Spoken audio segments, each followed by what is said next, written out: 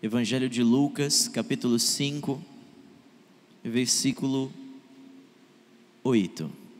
Quando Simão Pedro viu isso, prostrou-se aos pés de Jesus e disse: Afasta-te de mim, porque sou um homem pecador. Pois ele e todos os seus companheiros estavam perplexos com a pesca que haviam feito, como também Tiago e João, os filhos de Zebedeu, sócios de Simão. Jesus disse a Simão: Não tenha medo, de agora em diante você será pescador de homens. Eles então arrastaram seus barcos para a praia, deixaram tudo e o seguiram. Digam graças a Deus. A palavra de Deus, ela nos apresenta muitos e muitos versículos que mostram o povo perplexo com o que Jesus podia fazer. Esse versículo que nós acabamos de ler, ele é um versículo que retrata o final de um milagre. Quando Jesus chega ao lugar onde Pedro, futuro discípulo de Jesus, estava, Jesus usa o barco dele para ministrar a palavra, para pregar a palavra para a multidão que ali estava. E no final dessa ministração, ele realiza então o que foi chamado de pesca maravilhosa. Os discípulos, eles pescaram tantos peixes que o barco dos discípulos estava perto de afundar. E a Bíblia diz que eles ficaram perplexos.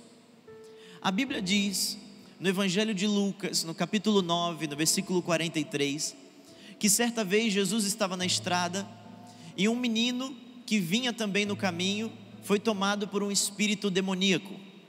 Esse espírito entrou no menino e fez com que ele automaticamente se jogasse ao chão de uma forma muito brusca. A Bíblia diz que Jesus repreende o espírito maligno sai imediatamente do corpo daquele menino, ele pega o menino em seus braços e entrega ao pai do menino. E a Bíblia diz que todos que estavam ali, principalmente os discípulos, ficaram perplexos e admirados. Quando a Bíblia demonstra isso, a Bíblia trata esse detalhe de que as pessoas ficavam espantadas na hora do milagre, eu começo a refletir sobre quantas vezes os discípulos tiveram o privilégio de ficar perplexos. Eles ficavam perplexos, sabe por quê? Porque algumas pessoas naquela época viam Jesus fazer o milagre uma só vez e depois não viam mais Jesus por perto, porque Jesus estava sempre passando de cidade em cidade. Porém, os discípulos, eles tinham o privilégio de ver de perto todos os milagres de Jesus. Pense comigo na honra que eles tinham. Eles, por exemplo, na multiplicação dos pães e peixes, eles estavam com os cestos em suas mãos, porque eles eram os responsáveis pela distribuição. Então o milagre da multiplicação estava acontecendo no cesto que estava na mão deles, cesto que eles haviam, contado que só tinha 5 pães e 2 peixinhos, mas conforme eles tiravam, aparecia mais. Eles tiravam e aparecia mais. Quantas vezes que os discípulos tiveram, por exemplo, o privilégio de ver um paralítico e Jesus chegar para aquele paralítico e simplesmente dizer assim: levanta e anda. E uma pessoa que era paralítica, às vezes de nascença ou por conta de um acidente, por conta de uma enfermidade, agora aquela pessoa estava andando mais uma vez. Quantas vezes que os discípulos viram de perto, muito próximos, porque eles estavam sempre grudados em Jesus, eles viram pessoas que não enxergavam, começaram a enxergar. Quantos mudos que eles viram, esses mudos começando a falar. Quantos surdos que começaram a ouvir. Eles tinham a honra de andar muito próximo de Jesus para ver os milagres, para vivenciar os milagres de Jesus.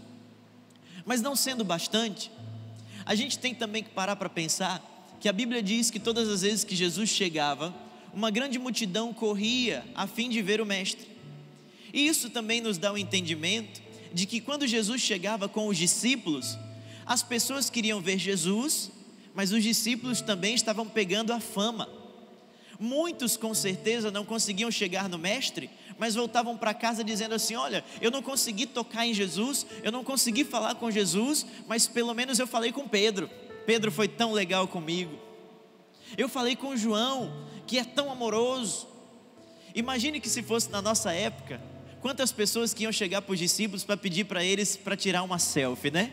Ei, deixa eu tirar uma selfie com você rapidinho, para poder chegar em casa e mostrar. Eu tirei uma foto com um dos discípulos de Jesus.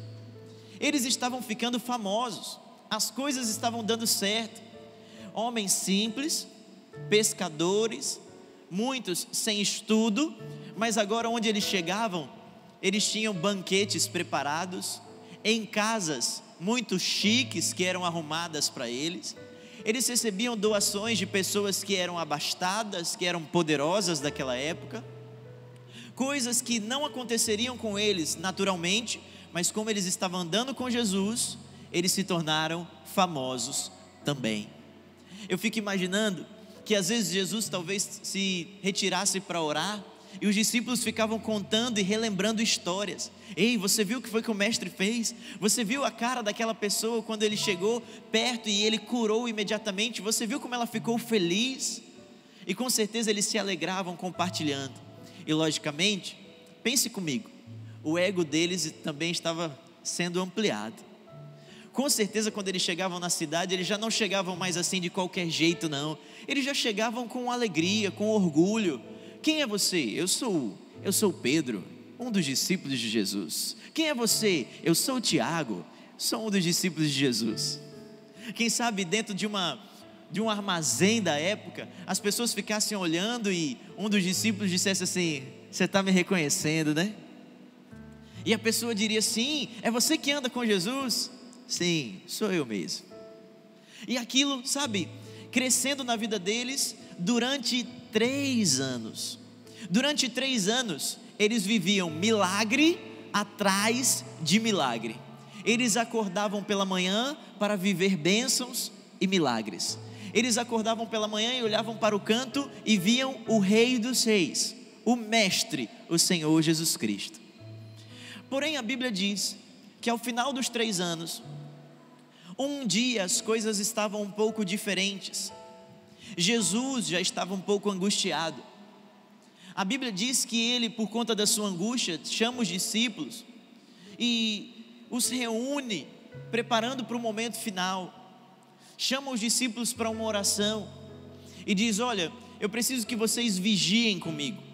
Eu preciso que vocês estejam, sabe, atentos em oração comigo, porque está chegando a hora. Meu coração se entristece, eu sinto a dor já. E os discípulos foram, mas não entenderam o que estava acontecendo, porque às vezes, de tanto viver milagres e mais milagres, eles já não estavam mais acostumados com sofrimento. Eles não estavam mais acreditando que algo pudesse dar errado. Porém a Bíblia diz que eles são acordados no susto por Jesus, dizendo: levantem-se, é chegada a hora em que o Filho do Homem será entregue às autoridades desse mundo. Quando eles se levantam, eles se deparam com Judas dando um beijo no rosto de Jesus e os soldados imediatamente prendendo Jesus. Quando Pedro vê isso, a Bíblia diz que ele tira a espada e ele corta a orelha do soldado fora, e Jesus o interrompe dizendo: não, Pedro, não faça isso. Ou você se esqueceu que se eu quisesse, eu rogaria ao Pai e Ele enviaria agora mais de 12 legiões de anjos para lutar em meu favor e me dar vitória? Deixe que as escrituras se cumpram. Ele pega a orelha do soldado, ele coloca de volta na cabeça daquele homem, restaura a orelha dele, cura, realiza mais um milagre na frente dos discípulos. Porém agora ele é preso. E os discípulos que estavam acostumados em ver milagres, agora olhavam para Jesus sendo preso. Mas por conta de tantos milagres, com certeza passou na mente deles assim: já já o mestre vai ser liberto, já já vai dar tudo certo, ele vai estalar o dedo, ele vai dar alguma ordem, ele vai operar um milagre e vão soltá-lo. E a Bíblia diz que isso não acontece. Ele é levado a um julgamento injusto. A mesma população que antes estava clamando pela entrada dele em Jerusalém, agora estavam gritando para que ele fosse crucificado. E os discípulos continuavam com esperança, mas agora a esperança estava indo embora, porque eles olhavam para o mestre e viam sobre a sua cabeça uma coroa de espinhos sendo colocada.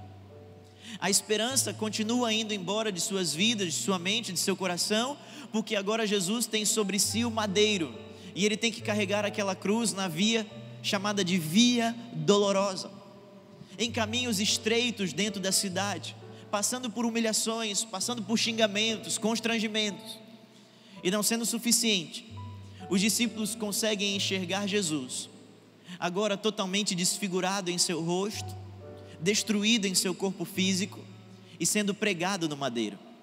Enquanto muitos eram amarrados na cruz, Jesus foi pregado no madeiro.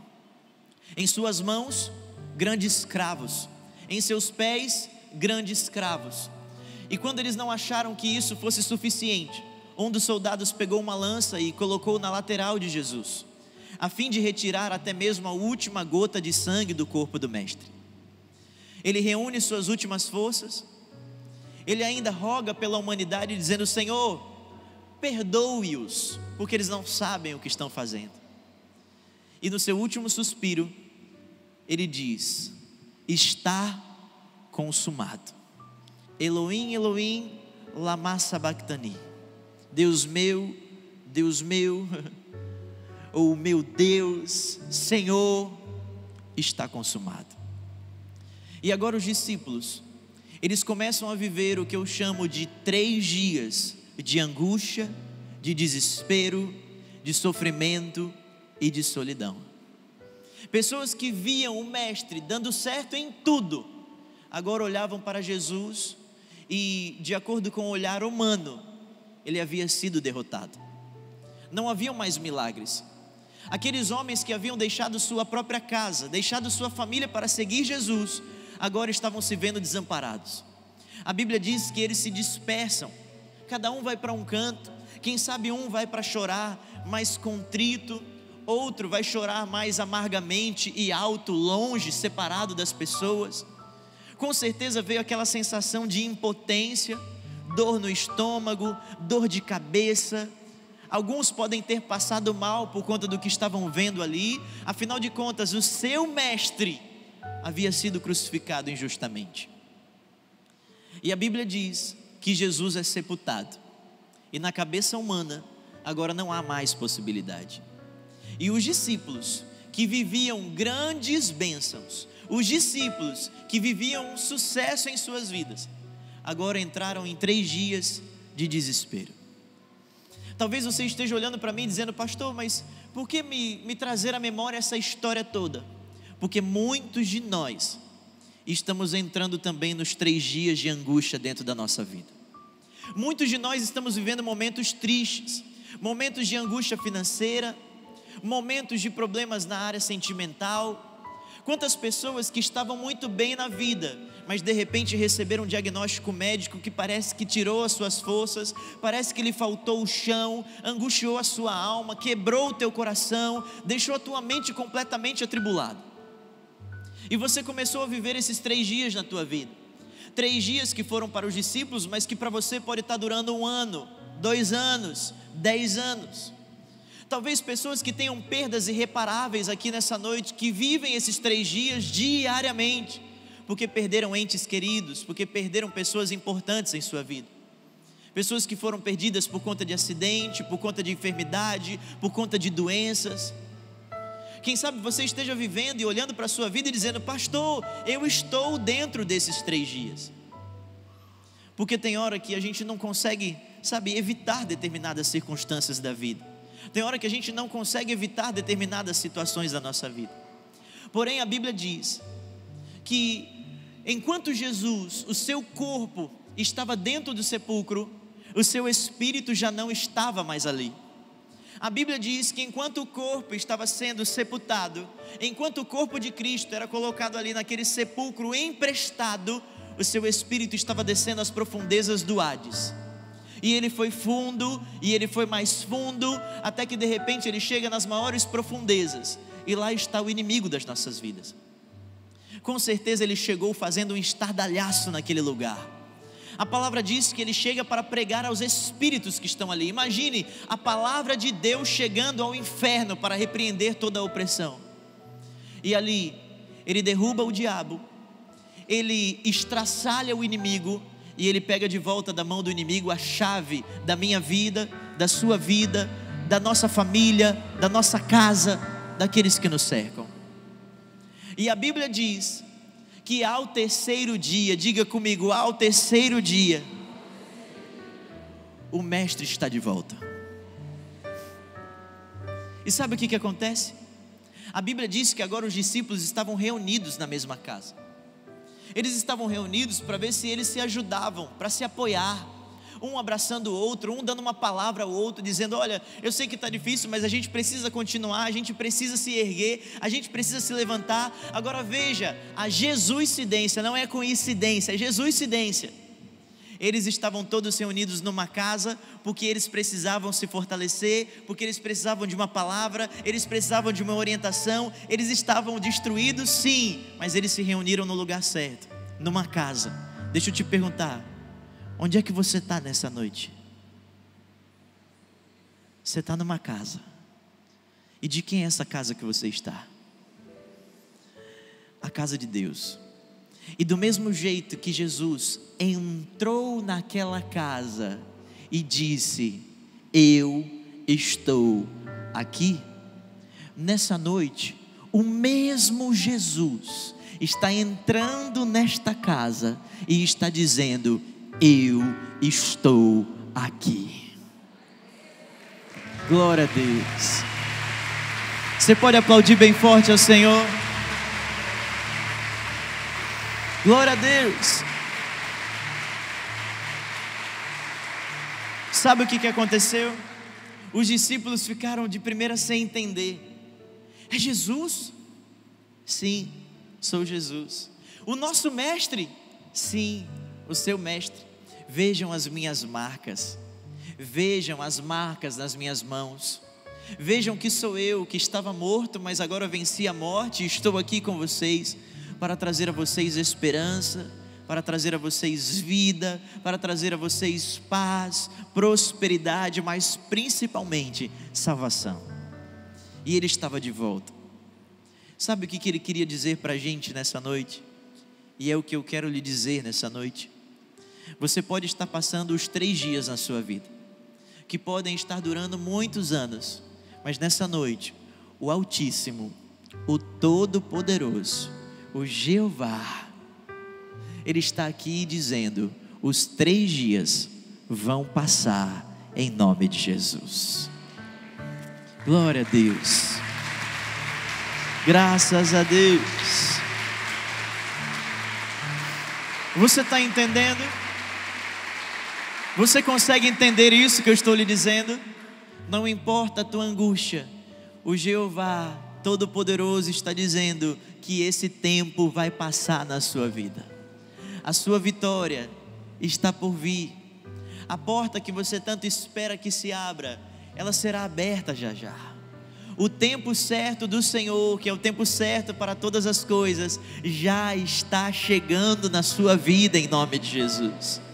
Deus vai te prosperar, Deus vai multiplicar a tua alegria, Deus vai te trazer paz. Sabe, a única coisa que você precisa fazer é acreditar. Porque quando Cristo entra naquela casa e os discípulos ficam meio atônitos, Ele diz assim: vocês esqueceram que isso estava escrito? Vocês esqueceram que essa era a minha promessa, que eu iria ao mundo dos mortos, mas ao terceiro dia que estejam mortas, citaria e lhe daria uma nova vida? Pois talvez existam algumas áreas da tua vida que estejam mortas, mas lembre-se que a palavra de Deus diz que quando Cristo ressuscitou, outros que estavam mortos também ressuscitaram com Ele. As áreas da sua vida que estão mortas, por conta de tristeza, por conta de depressão, por conta de solidão, seja do que for, o meu Deus, que é o teu Deus, Ele vai ressuscitar todas essas áreas em nome de Jesus. Glória a Deus. Aplauda bem forte ao Senhor. Dá um glória a Deus junto com as tuas palmas. Glória a Deus. Receba essa palavra. E eu quero que você simplesmente fortaleça quem está do seu lado dizendo: os 3 dias vão passar.